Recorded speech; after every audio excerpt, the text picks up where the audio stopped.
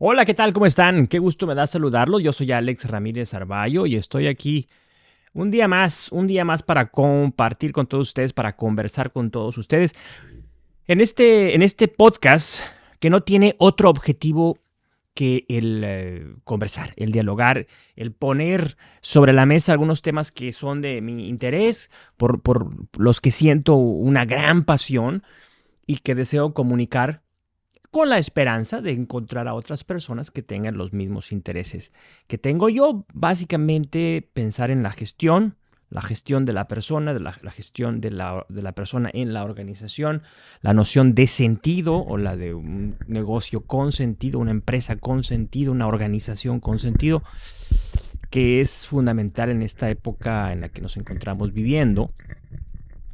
Una época convulsa, una época llena de confusiones, una época al mismo tiempo llena de grandes retos que tenemos que enfrentar desde la cordura, ¿sí? Desde la pasión, pero sobre todo y ante todo desde la prudencia. Bueno, vamos a comenzar sin más dilaciones. Vamos a abordar el tema genérico del día de hoy es el pensamiento efectivo, lo que yo llamo el pensamiento efectivo. Una de mis grandes obsesiones es la noción del pensamiento que se traduce en acción. Ese vínculo, esa coincidencia tan necesaria, ¿no?, entre la teoría y la práctica, entre la concepción mental, ¿no?, el mapa mental que nos hacemos del mundo y cómo traducimos esas representaciones simbólicas en nuestra mente, cómo las traducimos a acciones concretas, cómo somos capaces de llevarlas al mundo de la materia, al mundo de la historia, al mundo de la realidad, para provocar ahí, que es donde vivimos, los cambios que necesitamos. Hace mucho tiempo hablaba con un amigo ingeniero que me dijo una cosa que se me quedó muy grabada, la verdad. Y me parece que había mucho de verdad en ello. Y me dijo, es que ustedes los escritores ven la vida como una tragedia. Y nosotros los ingenieros vemos la vida como un problema a resolver. Y no le repliqué porque me pareció que me había dado en la frente, ¿no? Que no había nada que yo pudiera replicar a eso. Y dije, bueno, pues es verdad. Es verdad. Entonces, los que somos dramáticos o trágicos por naturaleza, bien haríamos en aprender de los ingenieros. Bien haríamos aprender esa visión estratégica, esa visión de conjunto que entiende que los problemas tienen solución. Y si no tienen solución, pues tendrán una alternativa. Lo que no se vale, bueno, no es que no se valga, la gente hace lo que le dé su regalada gana. Lo que no es deseable es sentarnos a llorar en una piedra mientras el mundo continúa. Eso de poco o de nada sirve. El pensamiento efectivo. Número 1. Ustedes saben que aquí vamos cubriendo 5 puntos, ¿no? 5 bullet points. Número 1. La mente aliada. Ese es el subtítulo, la mente aliada. ¿Qué significa esto de la mente aliada? Bueno, pues tiene mucho que ver con lo que acabo de decir precisamente, con el reconocimiento de los problemas. No podemos actuar si no sabemos qué es lo que necesitamos hacer. Y es una tontería que lo diga así, ¿verdad? Porque parece como algo muy obvio, pero muchas veces yo me he encontrado en una situación en la que estoy actuando desesperadamente sin saber qué es lo que estoy haciendo. Me descubro actuando compulsivamente por la acción misma, pero en realidad no estoy dirigiendo, ¿no? Entonces tengo un comportamiento neurótico. Estoy queriendo hacer cosas. Entre más pasa el tiempo, ¿no? Y más me siento agobiado, más quiero hacer cosas. Pero, hombre, toda esa energía, todo ese enorme poder que estoy desperdiciando, es una pena. Lo que tendría que hacer es, sí, dirigirlo, pero allá donde debe ser dirigido, es decir, a los problemas. ¿Cuáles son los problemas? ¿Cuáles son los problemas que tú tienes? Si no tienes una definición de problema, entonces no te muevas. Siéntate a pensar, vete al rincón de pensar, siéntate ahí con tu sombrero de pensar y discierne, ¿no? Medita, cavila y busca cuál es ese problema que debes solucionar, que debes resolver? ¿Sí? Es importante que entiendas también, que entendamos que estamos llamados a ser expertos, que no podemos ser todólogos y que nosotros tenemos que actuar humanamente en un campo determinado. ¿Cuál es ese campo? ¿Mm? En el que tú buscas trabajar, en el que tú buscas desarrollarte. ¿Cuál es ese campo? Es fundamental.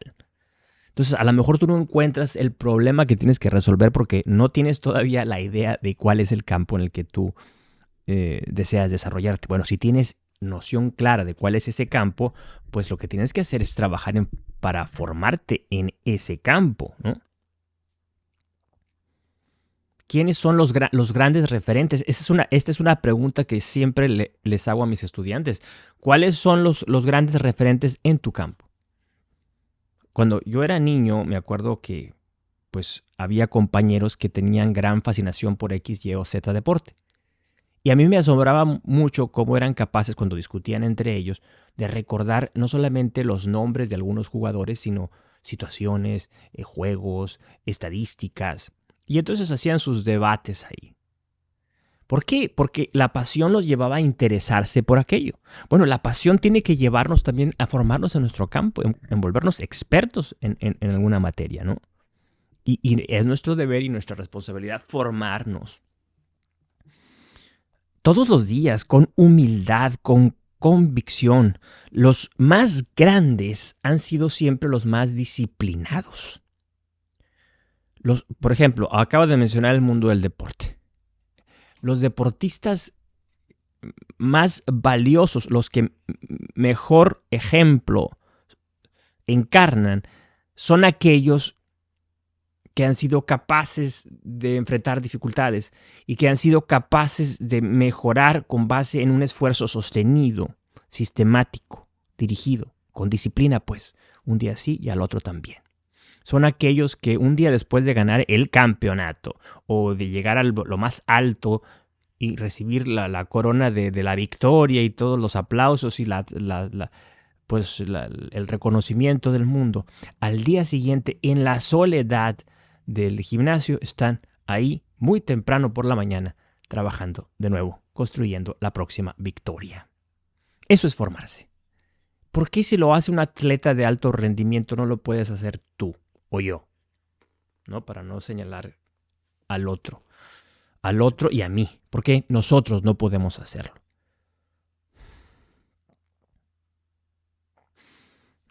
La mente aliada es la que me permite también ejercer la autocrítica o el autodistanciamiento. A veces somos tan conscientes de nosotros mismos que nos convertimos en el actor de una obra, de un monólogo, y en el único miembro de la audiencia. Estamos monologando para nosotros mismos. ¿Sí? Y la vida se nos va en ello y estar bla, bla, bla, bla, bla, bla, bla, bla, bla, alimentando ese monólogo interior. Y esto es enfermizo, es patológico, de verdad lo digo, es enfermizo. En la medida en que nosotros nos enfocamos a nosotros mismos, somos como la serpiente que se muerde la cola, queremos devorarnos a nosotros mismos y estamos desperdiciando lo mejor, que es el diálogo con los demás. Así que es importante distanciarnos de nosotros mismos, no creernos todo lo que nos pasa por la cabeza. Escuchar al otro, preguntar al otro, indagar en el otro. Hacer de los demás parte activa y cotidiana de nuestra vida. Esto es para los que padecemos ansiedad, esta es una recomendación fundamental. Separarnos de nosotros mismos y buscar la presencia del otro en nuestra vida, porque nuestra vida se enriquece enormemente cuando entra en escena el otro actor. Bueno, ese era la mente aliada, era el epígrafe número 1. Voy a hacer una pausa para tomar agua, ya saben que se me seca la garganta.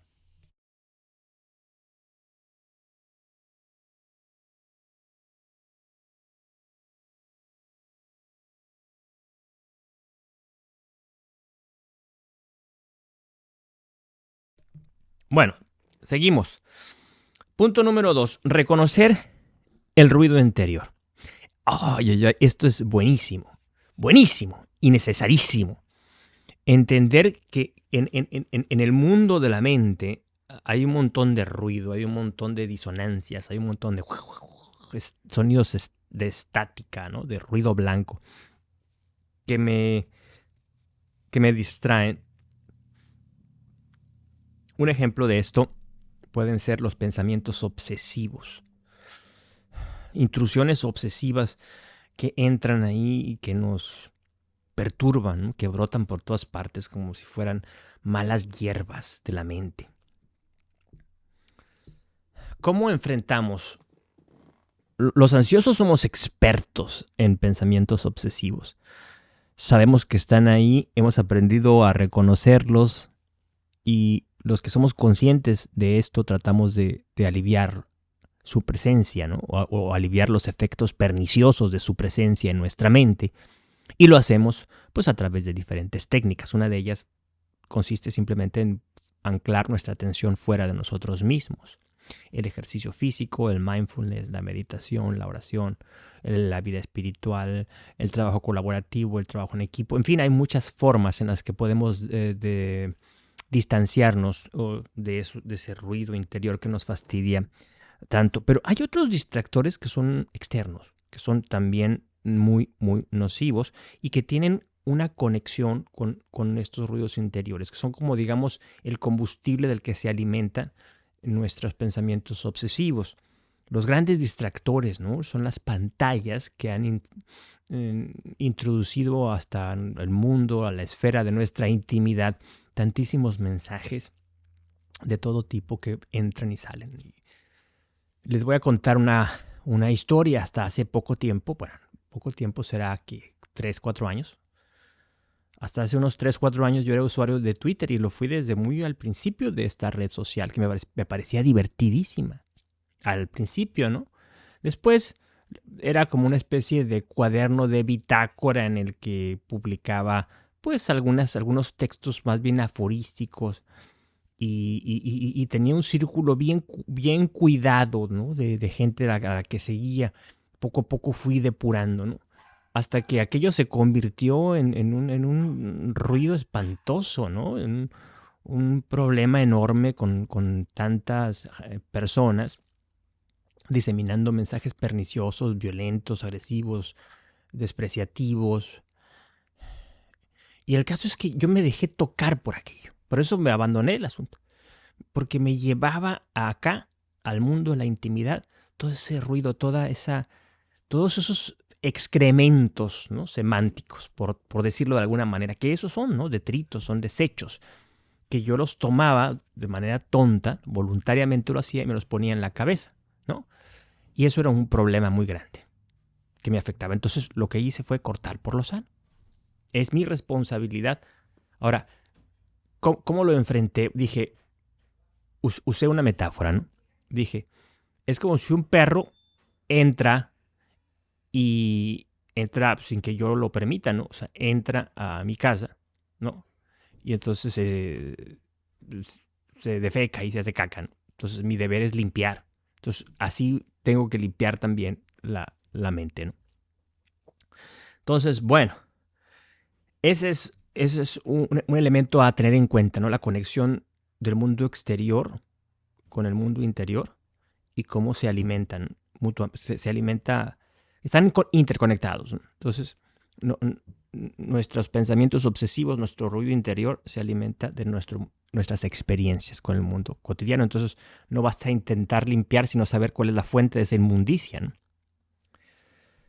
Otro aspecto propio de nuestro tiempo es la dispersión. La dispersión mata.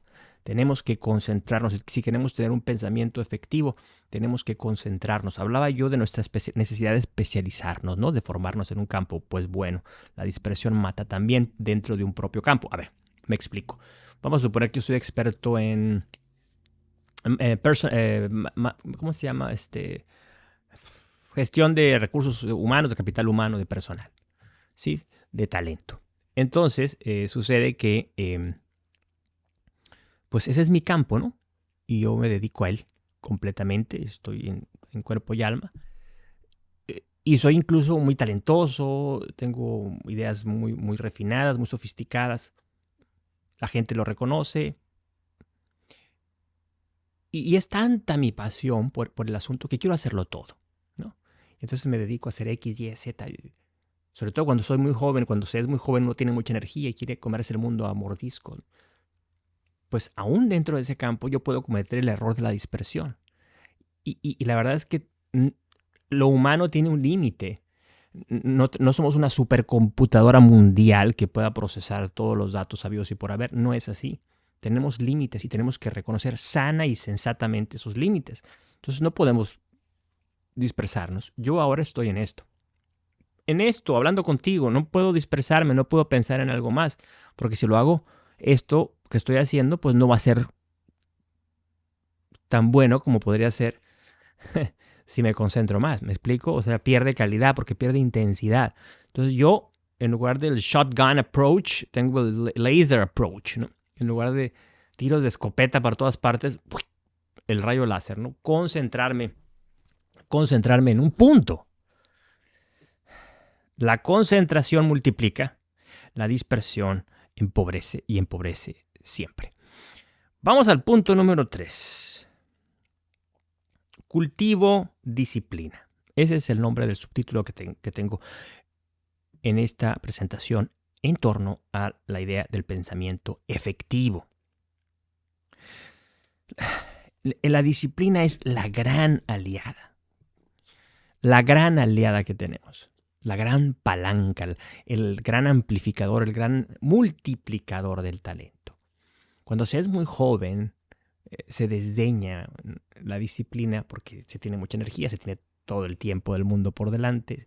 Y si eres persona que tiene un self-awareness, ¿no? Conciencia plena de ti mismo y de tus talentos, pues es una combinación letal porque crees que nadie en este mundo es más listo que tú, que nadie es tan capaz como tú, que todos son unos tontos y tú eres el más inteligente. Y esta es la fórmula perfecta para la destrucción, para el fracaso. Entonces la disciplina es fundamental, es esencial.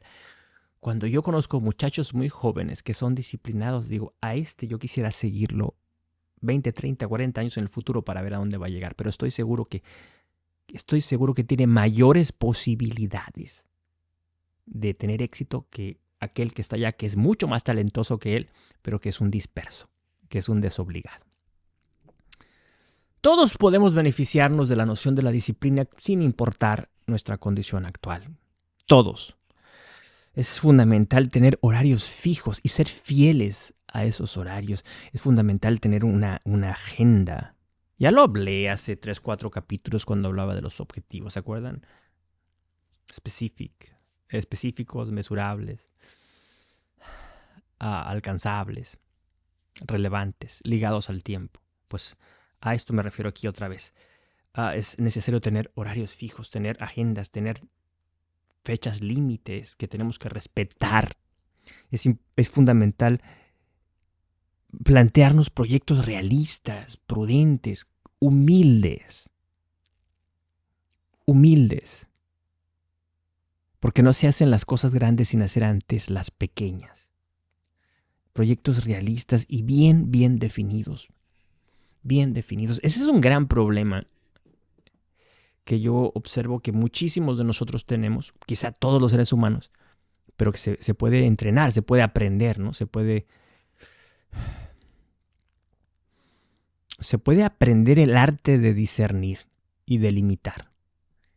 Y decir, bueno, mi proyecto consiste en X, Y o Z. Punto. No más. Esto es lo que quiero hacer. Esto es lo que quiero hacer. Además, es fundamental como parte de esta cultura de la disciplina entender la necesidad de la crítica. Esto es algo que aprendí yo en este país, ¿no? La importancia del feedback, la retroalimentación. Evaluarme a mí mismo y evaluar a los demás, a mis colegas, y que los demás me evalúen a mí. Es una medicina y como todas las medicinas es algo amarga. Pero sus beneficios son indiscutibles, están más allá de toda duda. La verdad. Ahí donde no hay crítica, Y ahí donde no hay autocrítica, no puede haber crecimiento, no puede haber progreso. Y sucede que no nos gusta, porque no nos gusta la medicina amarga. Entonces preferimos vivir como animales, ¿no? Ajenos a toda terapéutica, queriendo hacer lo que nos salga de las santas narices y que nos dejen en paz. ¿Es esto posible? Claro que es posible. Hay millones de personas viviendo así. Pero ese no es el camino que te va a llevar lejos. De hecho, eso no te lleva a ninguna parte, sino a ti mismo, ¿no? A estar ahí como un cerdo en el fango, regodeándote en tu presente pastoso, maloliente. Bueno, ese fue el punto número 3. Hago una pausa para tomar agua antes de que ataquemos el punto número 4 y el punto número 5 para terminar con el episodio de hoy.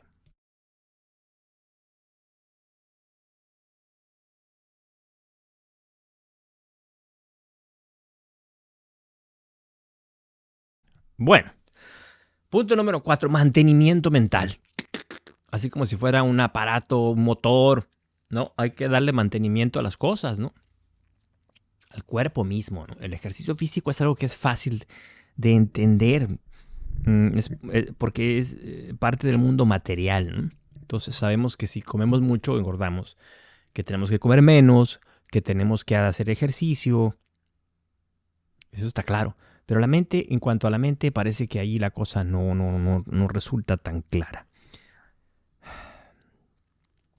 Yo he puesto en práctica desde hace ya años algo que le llamo la mística del movimiento, que consiste en caminar, simplemente caminar. Tengo por ahí guardado en mi computadora algunos estudios muy extensivos y muy concluyentes respecto a los beneficios que tiene la caminata, ¿no? El caminar simplemente. Sobre todo en la salud del corazón, en cuanto al peso, ¿sí?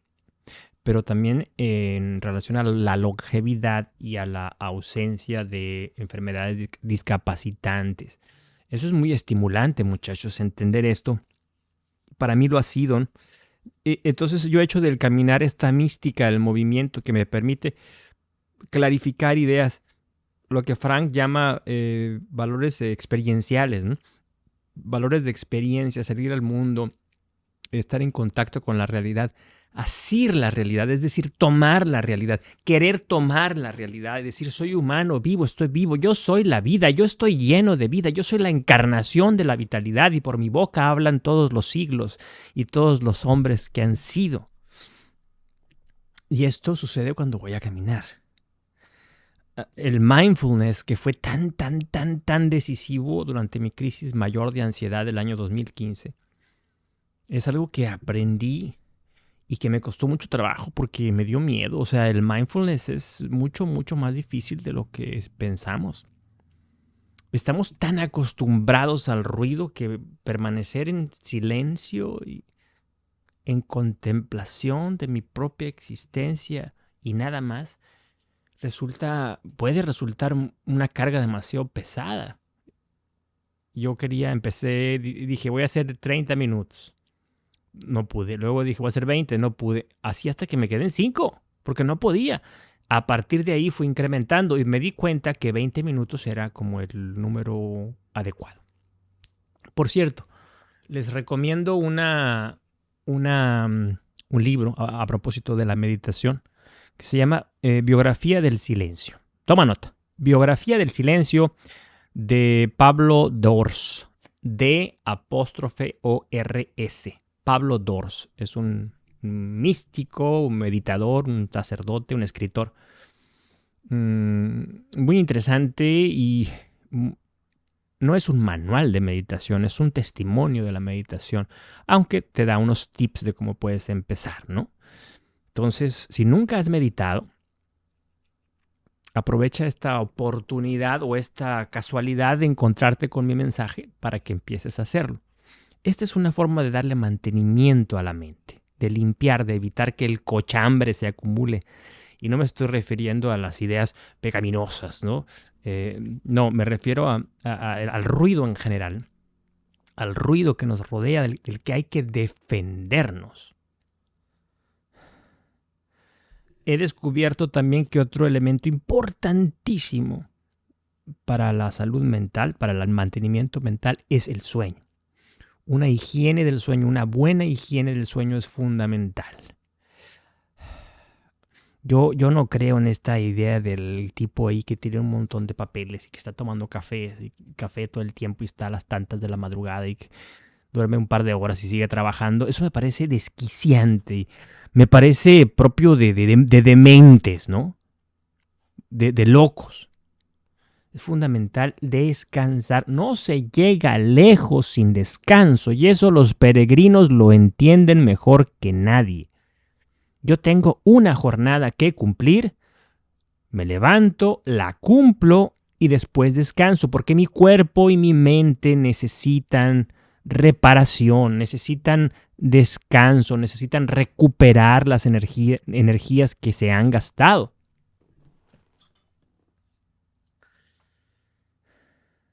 Es claro, ¿no? Entonces el sueño es parte fundamental. Yo empezaría por ahí. Si tú estás viviendo o tienes problemas del sueño, yo me enfocaría en eso. Primero, lo primero. Vamos a enfocarnos en el sueño. Voy a trabajar en mí, voy a trabajar en el sueño. Bueno, punto número 5. A lo mejor es un poco inesperado lo que vas a escuchar. Amistad. La amistad es fundamental. La amistad supone la reunión en libertad con otros, con mis semejantes, con mis pares. Es la interlocución, es la palabra que va y viene, son las ideas, es el gozo de la crónica, del contar nuestras historias, de nuestras ficciones cotidianas, de nuestras versiones de la vida. Es el gozo de saberme hombre entre los hombres, de saberme uno más, pero uno. Es el gozo de saberme reconocido en los ojos de mi amigo y que él o ella se vea en los míos. Es el gozo de poder contar la versión de los demás para que ellos entiendan mejor lo que son, lo que están siendo. Es la posibilidad de compartir sueños, de trabajarlos juntos, de acariciarlos juntos, de verlos nacer, de verlos brotar, de verlos robustecerse, crecer, levantarse. Es la solidaridad en los momentos del dolor, las travesías del desierto, las noches oscuras del alma, que sí, que existen, que están ahí. Y es mejor, creo yo, enfrentar estas tempestades en la compañía de aquellos que son más caros a nuestro corazón, que son más cercanos, más queridos, porque ellos nos darán la fuerza que necesitamos para seguir avanzando. A veces, cuando estamos demasiado intoxicados de nosotros mismos, no hay mejor solución que enfrentarnos a la mirada del otro, que no nos va a juzgar, que nos acepta como somos, que hace acto de presencia, que es compañía y donación. Y esto nos robustece, nos hace más fuertes, nos da el impulso que necesitamos para seguir avanzando en este maravilloso mundo nuestro. Son los que yo llamo los extraordinarios, los imprescindibles, los miembros de un equipo de vida. Un equipo de vida. Lo peor que puede hacer un hombre es encerrarse en sí mismo, es tapiarse, ¿no? Tabicarse ahí, cerrar las puertas y ventanas y empezar y hacer de su casa y de su pequeño mundo un sepulcro donde empieza el proceso de putrefacción, empieza ¿no? La podredumbre, sigue respirando, sigue latiendo, sigue vivo, pero su carne ya está entrando en un proceso de descomposición. Su mente empieza a desdibujarse y empieza a poblarse de demonios y de fantasmas. Y festeja su dolor y su incapacidad para lidiar con los asuntos de la vida. porque no tiene más remedio, porque en realidad sabe, no puede no saberlo. Ha sido no otra cosa que un cobarde. Y los cobardes, por regla general, siempre reciben lo que merecen. Reciben su merecido. En fin, hasta aquí llego, no te agobio más. Algunos apuntes de mi viejo cuaderno sobre la necesidad de tener un pensamiento efectivo, que sea nuestro aliado, que sea palanca, que sea instrumento, que nos ayude a vivir mejor. Hay que ser conscientes de esto, de estas cosas, muchachos. Hay que ser plenamente conscientes de esto. Porque es a través de esa conciencia que nosotros podemos mejorar, que nosotros podemos crecer, que nosotros podemos desarrollarnos. Y no hay, a mi juicio, nada tan trágico como alguien que no quiera hacerlo, que renuncie. Alguien que decida simplemente alienarse, ¿no? Separarse de esta fiesta maravillosa que es la vida. Bueno, me voy. Te dejo este video. Te invito para que te suscribas a este canal. Déjame un mensaje. Dime desde dónde me escuchas. Suscríbete, comparte, dame un like. Sé parte de esta comunidad que estoy intentando crear. Sugiéreme temas. Dime qué te parece lo que estás escuchando. Y nada, nos vemos en la próxima ocasión. Y para seguir conversando, pues, qué es lo nuestro, ¿no? Bueno, hasta pronto.